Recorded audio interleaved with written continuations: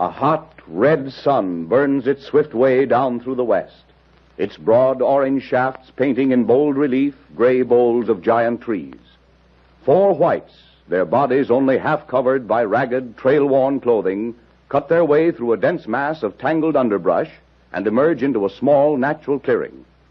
4 exhausted whites, 3 men and a young woman, all that remains of the once great Burton-Ashleigh expedition, which left Nairobi many weeks back with a long queue of Amazulu fighting men, Swahili trackers, and Uganda carriers to plunge into the trackless jungles of South Central Africa in search of the ancient and forgotten city of Tohr. The little party consists of Major Burton-Ashleigh, head of the enterprise, Jeanette Burton, his American ward, Terence O'Rourke, a happy-go-lucky adventurer, and the inscrutable Chinese scientist, Dr. Wong Tai. As they break through into the clearing, the noises of the great jungle seem for the moment hushed to a mere echo of blurred sounds, rising and falling like the surf on a remote shore.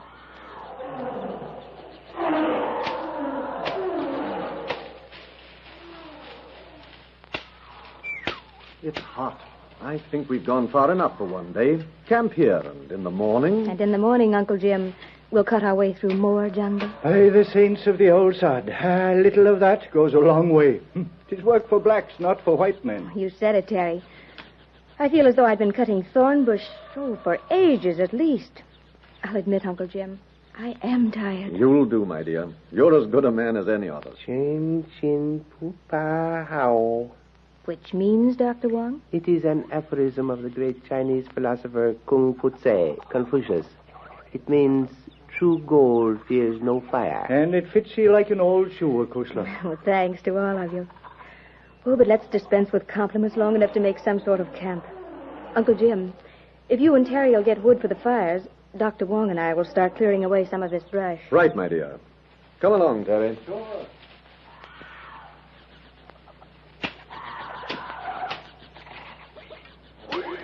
Dr. Wong, do you think we'll find our way out? We can't last very much longer on the few supplies we have left. You are worried, my dear? Frankly, I am. Since we lost most of our supplies and equipment in crossing that river back there, and since the safari deserted, I'm afraid. Afraid? But there is nothing to fear. Other expeditions have experienced greater difficulties. Oh, I suppose they have, but tell me frankly, Dr. Wong, are we lost?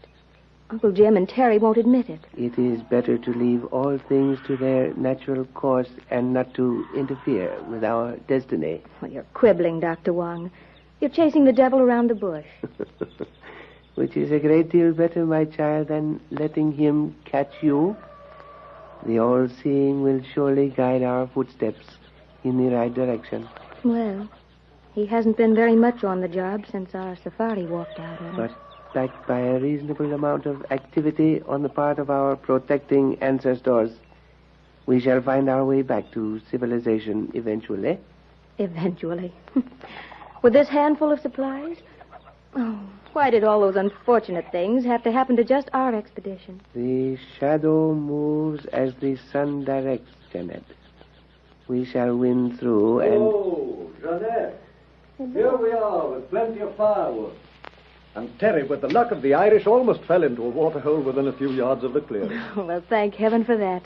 But where is he? Right here, Kusla, with 2 canteens of fresh water. Now, if you'll give me yours and Wong's and them extra water bags, I'll be going back and I'll fill them up. Good heavens. What was that? Oh, it was only the cry of a hunting leopard, Kusla. You never heard a leopard sing out like that, Terry. A human voice uttered that cry. It is sometimes difficult to distinguish the difference, Major. O'Rourke should know. Nevertheless, he's wrong this time. By Jove, I say. Perhaps we're close to a native Mayata or village. I'm going out there to have a look. Oh, no, Uncle Jim, don't go, please. I mean, there was something weird, menacing in that scream. Oh, please, Uncle Jim, don't go. Don't be foolish, my dear. If we've stumbled onto a village, we'll be able to hire guides to lead us out of this infernal jungle. We've plenty of time to investigate. It won't be dark for another hour or 2. Come on, Terry, we'll have a look-see. That call sounded as though it came from a great distance, Major. It might be better to wait until morning. We will have more time then to... Uncle Jim. Terry. Look. Look there at the edge of the clearing. Where? What is it? I don't see anything. It's gone now. When Terry turned, it disappeared. What was it, Acushla? What did you see? A face. A hideous yellow face. Was staring at me from behind those bushes. A face? Yes. It looked like... Oh, I don't know. You are certain it was not that of some animal, a lion perhaps, or leopard? No. No, I'm sure that it was a human face. But repulsive, yellow, hairless.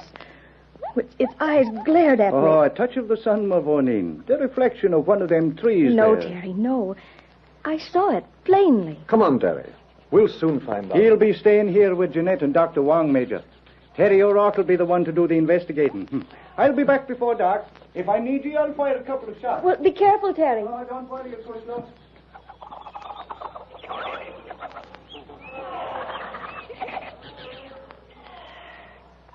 The sinking sun beats diagonally into the purple mist of the jungle.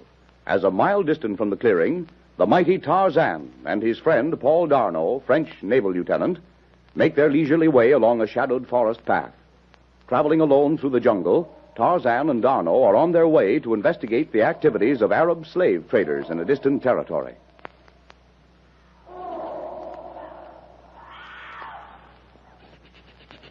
We're nearing a waterhole, Darno. We'll camp there tonight. It has always been a mystery to me, Tarzan, how you find your way about in this trackless waste and yet always manage to locate water. Call it my animal instinct and let it go at that. You are but joking now, mon ami. Mais, sérieusement, I believe you are right. It can be nothing less than instinct that guide you through the jungle. Well, why not? I've lived all my life here. It's simply that I'm at home as you are in Paris. Oui, c'est vrai. Yet, as often as I have been in the jungle with you, I still marvel at the seemingly impossible things you do. Nothing impossible about it. My training has been different from that of other men, that's all. Oui, that is all. We'll be in Ahmed's territory in 3 or 4 days at the speed we're traveling. Ahmed. And you think he is the man we are seeking? I believe so. He's a wily old eagle, willing to turn his hand to anything at a price. Monsieur le Commissionaire certainly was surprised when you mentioned Ahmed in connection with slave trading. I suppose that's why he didn't take much stock in what I had to say. Yet, had it not been for your vast knowledge of the jungle and your wide acquaintance among the natives, he would not have agreed to this investigation. You know Ahmed? Only by reputation through the natives.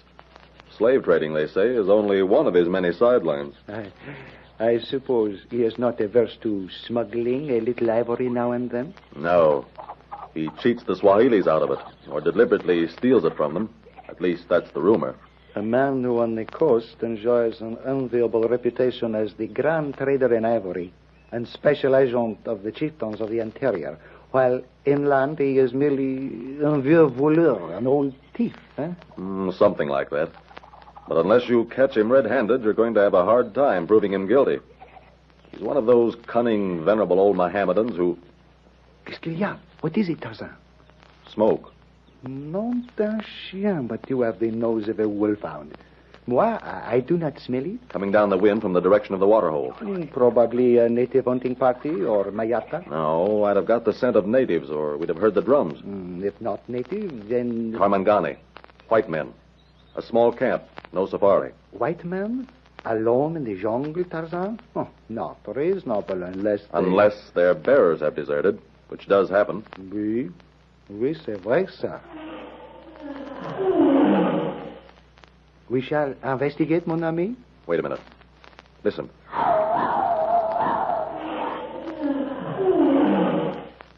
Qu'est-ce que c'est que ça, Tarzan? Numa and Sheeta.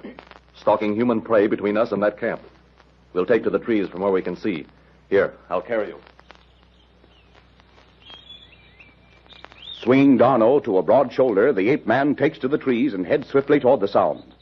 Meantime, O'Rourke, having found and followed a set of strange footprints beside the bush indicated by Jeanette, emerges abruptly into an elephant track a quarter-mile from the clearing.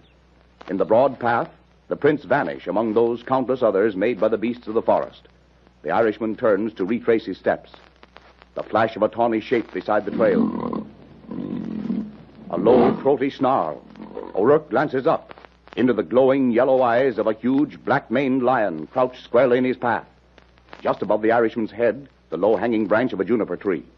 Throwing the sling of his rifle over his shoulder, he leaps into the air. Clawing fingers hook themselves about the branch. With an earth-shaking roar, the lion hurls himself forward. Scrambling desperately, O'Rourke pulls himself onto the broad limb as the beast hurtles through space bare inches below him. A snarling cry from over his head causes O'Rourke to look up quickly. On a thick branch just above him crouches the long, lithe body of a snarling leopard. Hastily, the Irishman unslings his rifle, throws it to his shoulder. The jungle terror launches itself upon him. With a scream of rage and pain, the wounded brute strikes O'Rourke, knocking the rifle from his hands. Together, man and beast hurtle to the ground below. In the trail, the lion, with a savage roar, gathers himself to spring upon the fallen man. Tarzan and D'Arnot drop down through the trees with dizzy speed to land in the jungle path. D'Arnot leaves the ape-man's back, unslings his rifle to face the wounded leopard. With an ear-splitting roar, the lion charges. A mighty bound, and Tarzan clears the body of the confused O'Rourke and lands in the path between him and the onrushing beasts.